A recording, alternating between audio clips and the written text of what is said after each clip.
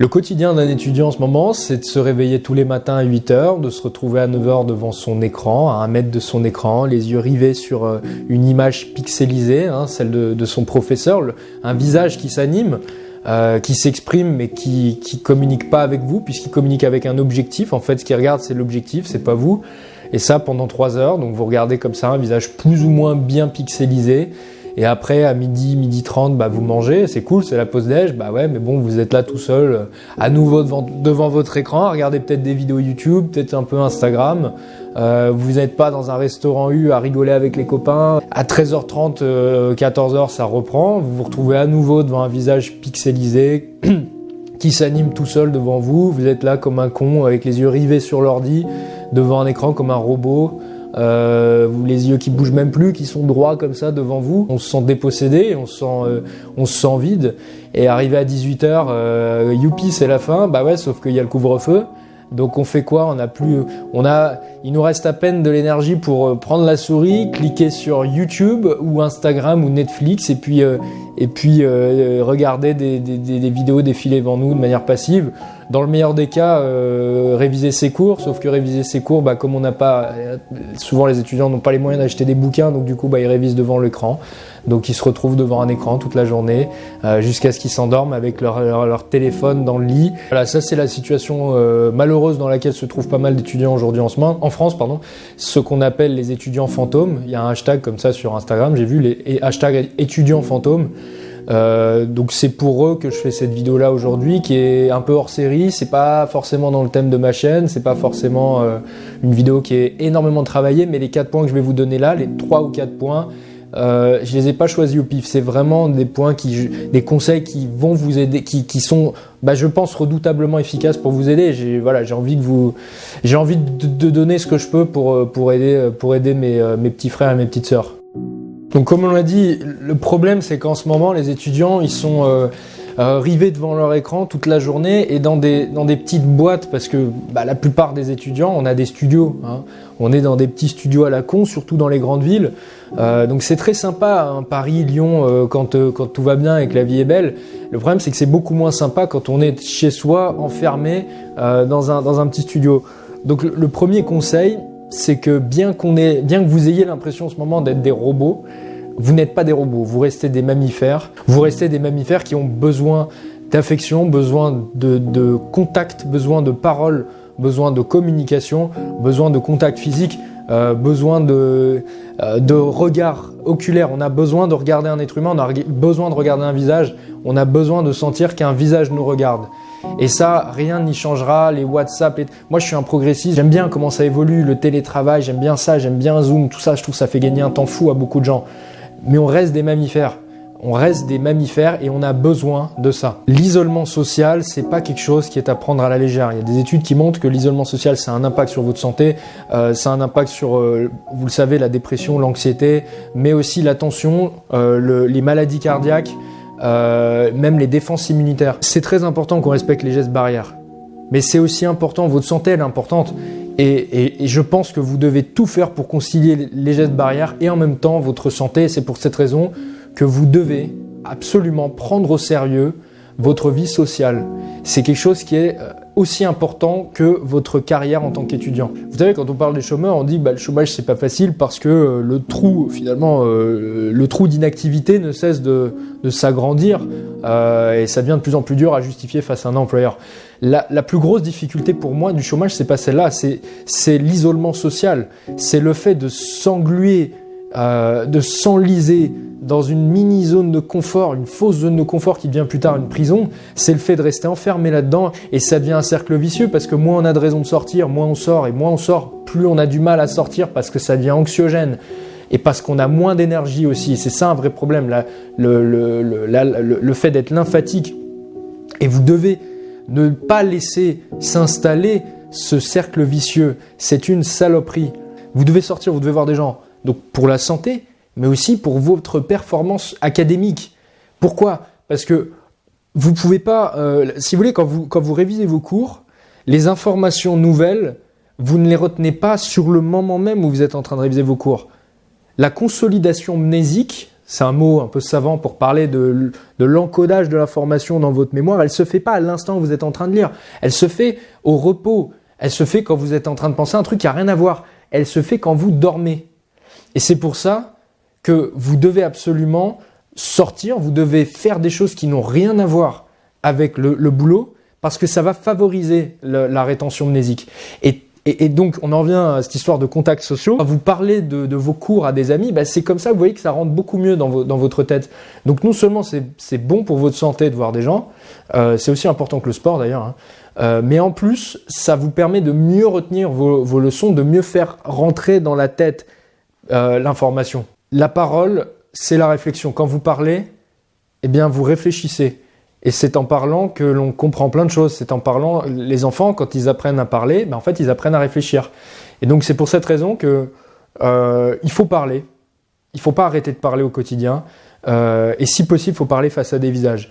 Donc, les 2 conseils concrets que je vous donne pour cette première partie-là, c'est sortez de chez vous chaque jour. Ça, je dis pas sortir 2 heures parce que je sais que c'est pas facile avec les couvre-feux, etc. Mais sortez, mettez-vous un petit objectif qui peut prendre 20 minutes, même pas. Vous parlez à une personne par jour. Vous parlez, vous allez faire vos courses, vous faites une remarque à la caissière. Vous allez à la BU, allez réviser vos cours à la BU. Vraiment, ceux qui ont la chance de pouvoir aller dans une BU, je sais que ce sera peut-être pas tout le temps le cas d'ailleurs, mais si vous avez aujourd'hui la chance de pouvoir travailler dans une BU, putain, mais réfléchissez même plus, mais foncez dans les BU. Allez dans des BU, vous verrez des humains face à vous, et des humains qui, comme vous, sont isolés en fait. Je sais que c'est plus facile à dire qu'à faire, mais ce que je vais faire, c'est que dans la Gazette Philogine, je vais vous donner, dans les semaines à venir, là, dans les jours à venir, je vais vous donner des conseils concrets. Donc inscrivez-vous à la Gazette Philogine, là, que vous verrez apparaître à l'écran, on verra des conseils plus concrets. Et soit dit en passant, les gars, c'est pas que les gars justement. C'est aussi les filles. Souvent, les filles elles me disent ah bah non, moi je parle pas parce que je vais être mal reçu ou quoi. Non, c'est de la connerie. Ou les mecs qui me disent oh, c'est de la drague. Non. Moi, la dernière fois, je croise un mec, je lui dis ouais mec, t'as de beaux cheveux. Est-ce que c'est de la drague? Non, c'est pas de la drague. Juste le mec, je trouvais qu'il avait des beaux cheveux et s'il est beau gosse, je lui dis. Les filles, c'est un peu différent parce que les filles, elles ont l'habitude, mais les mecs, on leur dit pas. Bref, parlez aux gens, parlez entre vous, mais pensez pas drague. Juste badiner, jouer.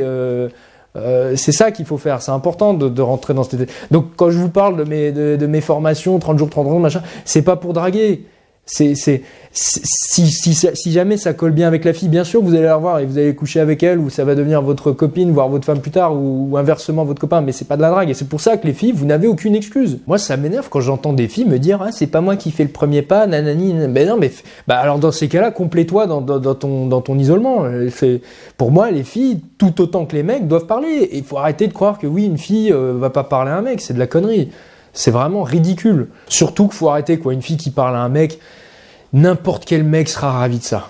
Peu importe qu'elle soit belle, pas belle, ce que vous voulez, il sera ravi qu'une fille vienne lui parler. Les mecs dans les commentaires, ils le diront.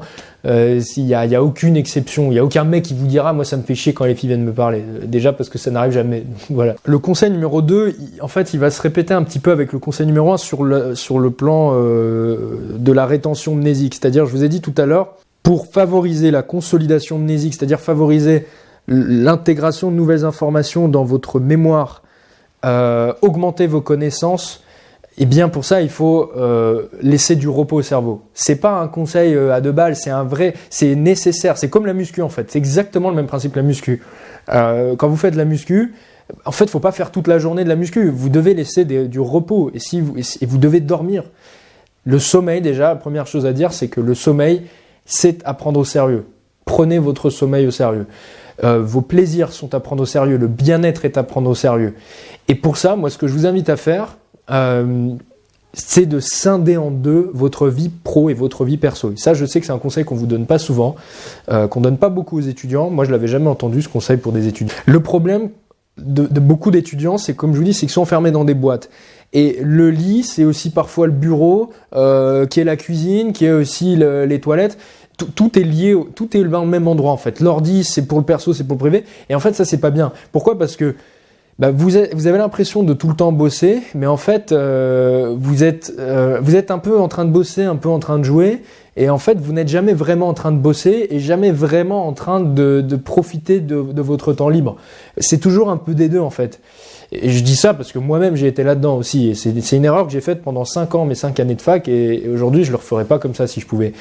Ce qu'il faut que vous fassiez, c'est que vous ayez un temps 100% dédié au travail, et un espace 100% dédié au travail, et un état d'esprit 100% dédié au travail, et un espace et un temps, etc., 100% dédié à votre plaisir, votre repos, votre vie perso. Donc, les conseils que je peux vous donner, c'est, si vous le pouvez, essayez d'avoir un bureau pour le boulot, le pro, on va l'appeler, et un bureau pour le perso. Alors, vous allez me dire, Léo, je le fous, mon bureau dans 20 mètres carrés. Ça peut être la cuisine, par exemple. Ce que vous pouvez faire, c'est que vous pouvez couper votre bureau en deux. Il y a une partie du bureau à gauche, c'est pour le boulot, et l'autre partie à droite, un peu plus petite, c'est pour le perso et le plaisir. Par exemple, la deuxième chose, c'est faites-le sur votre ordinateur. Ça, c'est hyper important. L'ordinateur, c'est là où vous divertissez, mais c'est là où vous travaillez aussi. Mais c'est pas bon en fait. Donc, il faudrait que vous ayez un poste de travail. Vous savez, une connexion spécifique au pro et au perso. Une boîte Gmail pour le pro, pour le perso. Devenez schizophrène, entre guillemets, dans le sens courant du terme. Coupez en deux votre vie pro et votre vie perso. Physiquement, habillez-vous de manière pro quand vous bossez. Alors, ça peut pas dire avec des costumes, je veux dire, mais habillez-vous. Et pyjama le soir quand vous êtes sur le perso. Ne restez pas en pyjama toute la journée. Ne bossez pas toute la journée de votre lit. C'est le pire conseil au monde. Et c'est un vrai problème, cette histoire d'ordinateur, d'avoir un ordi pour le perso et pour le pro. Il y a un truc que vous pouvez faire aussi, qui est du coup un troisième conseil, en fait, un conseil dans l'un, c'est de prendre vos notes à l'écrit. Pourquoi ? Parce que quand vous prenez vos notes avec l'ordi, vous écrivez mot pour mot, lettre pour lettre, tout ce que le prof dit. Mais du coup, alors cool, vous avez quelque chose d'exhaustif, vous avez toutes les infos. Sauf qu'en fait, vous travaillez pas, vous êtes juste en train de recopier comme un perroquet. Alors que quand vous prenez les notes à l'écrit, vous êtes obligé, parce que vous pouvez pas tout écrire en fait, donc vous êtes obligé de sélectionner des infos et vous êtes obligé de synthétiser des informations. Et en faisant ça, votre cerveau il travaille. Et donc, il retient d'autant mieux les informations.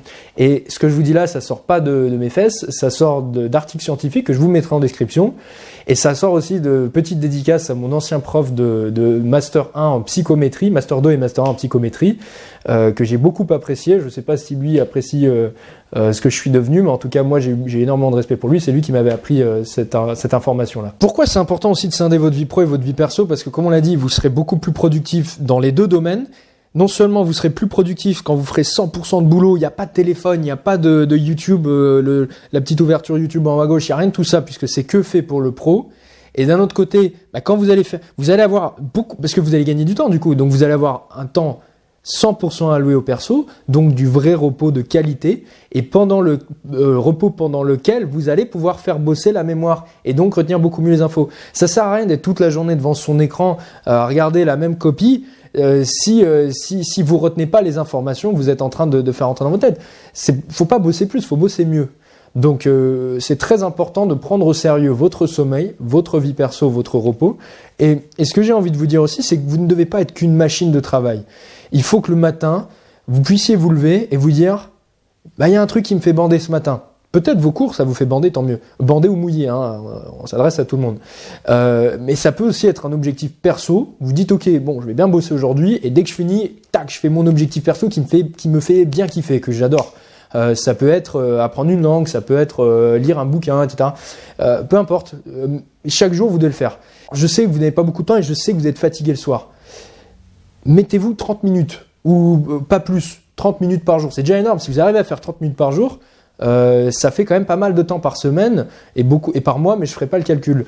Il faut que vous ayez une sensation de progression, de croissance, et pas seulement dans le plan pro, parce que sinon vous allez vous dire encore une fois, je suis une machine, je suis un esclave du travail, et vous n'êtes pas ça, vous ne devez pas être ça.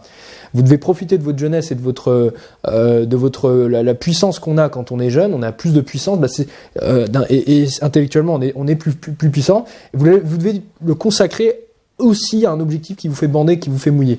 Donc, ok, imaginons vous êtes crevé, vous pouvez pas lire un livre le soir, ça peut être du sport alors. Ça peut être ce qu'on a dit juste avant, les compétences sociales. On peut travailler ses compétences sociales. On peut se mettre un objectif qui nous fait un peu peur et qui laisse reposer un peu, aérer le cerveau. Le sport, peu importe. Et le soir, ce que je veux, c'est que vous alliez vous coucher et vous dites, putain, je suis fier de moi. Là, je suis content, je suis épuisé, mais d'une bonne fatigue parce que j'ai bien bossé sur le pro, j'ai bien bossé sur le perso. Je suis fier de moi, donc je dors bien. Et c'est comme ça qu'on dort bien. Et c'est pour ça, quand on est en dépression, en général, on a moins d'énergie, donc on travaille moins et moins bien. Et on n'est pas fier le soir, donc on est anxieux, et donc on dort moins bien, et donc le lendemain matin, on est moins bon, etc. Vous voyez, c'est un cercle vicieux. Et donc, il faut briser ce cercle vicieux tout de suite. Le matin, vous avez la gaule et vous êtes chaud pour aller vaincre le monde. Je voulais pas dire des gros mots, mais voilà. Et le soir, vous vous couchez, vous êtes bien, vous êtes fier de vous. Voilà, ça c'est important. Ça, vous êtes fier de vous. C'était mon deuxième conseil. Le quatrième conseil maintenant, le plus important, je pense, vraiment très très important. Quand on regarde les médias en ce moment, on regarde la télé, on regarde les chaînes YouTube, les gens qui parlent de ce phénomène des étudiants en galère, on vous fait passer pour des victimes. Et c'est vrai que les conditions sont très difficiles. Les conditions sont ultra difficiles en ce moment. Moi, j'ai jamais été dans ces conditions, je sais pas comment c'est. Je ne peux que essayer d'imaginer. Mais j'ai bien dit, les conditions sont difficiles. J'ai pas dit vous êtes des victimes. Et il y a une différence, une nuance importante là-dedans. C'est que si vous répétez à longueur de journée, je suis une victime, c'est pas facile, la vie est dure, nanana. Si vous vous parlez à vous-même comme à une victime, vous allez réellement devenir une victime. Et le problème, c'est que quand on est une victime, on fait pas grand-chose. Et moi, ce que je veux vous dire, encore une fois, j'insiste, les conditions sont très difficiles. Anxiogènes, difficiles, tout ce que vous voulez. Mais justement, soyez fiers de vous. J'allais dire un gros mot, mais soyez fiers de vous. Pour moi, vous êtes des guerriers en fait. Vous n'êtes pas des victimes, vous êtes des guerriers. Vous êtes des lions, ceux qui arrivent tous les jours, comme ma petite sœur, à suivre leurs cours, ceux qui arrivent tous les jours à garder le moral, ceux qui arrivent tous les jours à suivre leurs cours, à être assidus, malgré des conditions ultra difficiles, pour moi, vous êtes des winners. Vous êtes des vrais guerriers. Et vous devriez être super fiers de vous et tous les jours vous dire, putain, mais bravo en fait. Et ça, c'est super important. Pour moi, il faut absolument que chaque jour, vous finissiez votre journée et que vous soyez sincèrement fiers de vous. Parce que c'est pas facile. Et vous pouvez le dire, c'est pas facile. Mais vous n'êtes pas en train de dire je suis une victime, vous êtes en train de dire c'est pas facile, les conditions elles sont super dures, mais je vais montrer aux médias que je suis pas une putain de victime.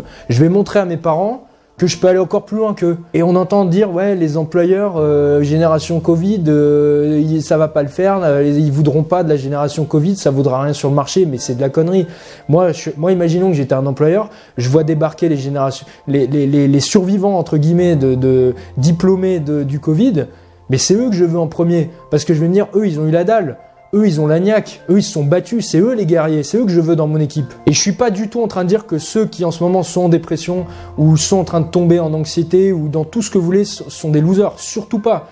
Pour moi, c'est une réaction normale en fait. C'est une réaction tout à fait normale. C'est pas vous qui êtes anormaux, c'est l'époque qui est pas normale. Ce que je suis en train de dire, c'est que ceux qui, parmi vous, là en ce moment, sont en dépression, sont pas bien, c'est normal les gars, les conditions elles sont contre vous. C'est comme si vous faisiez un marathon et que vous avez des boulets aux pieds.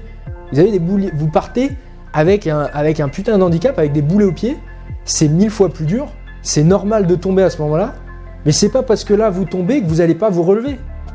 Et au contraire, le fait d'être tombé super bas, mais ça doit vous rendre encore plus fier de vous dire putain, je suis tombé super bas, mais j'ai réussi à remonter la pente. Et ça, c'est un truc de fou. Et ça sera une fierté pour vos parents. Ça sera une fierté pour vous quand vous serez sur le marché du travail, quand vous aurez fini votre diplôme. Vous imaginez même pas la fierté que vous aurez à ce moment-là. Et ça doit être une fierté chaque jour, chaque soir quand vous allez vous coucher, de vous dire putain, j'ai réussi cette journée-là. Je suis pas mort, entre guillemets. J'ai survécu à cette journée-là. J'ai travaillé. J'ai fait ce qu'il fallait faire. J'ai fait mon taf. Demain sera un autre jour. Mais je suis fier de moi et je dormirai bien ce soir. Dormez bien ce soir.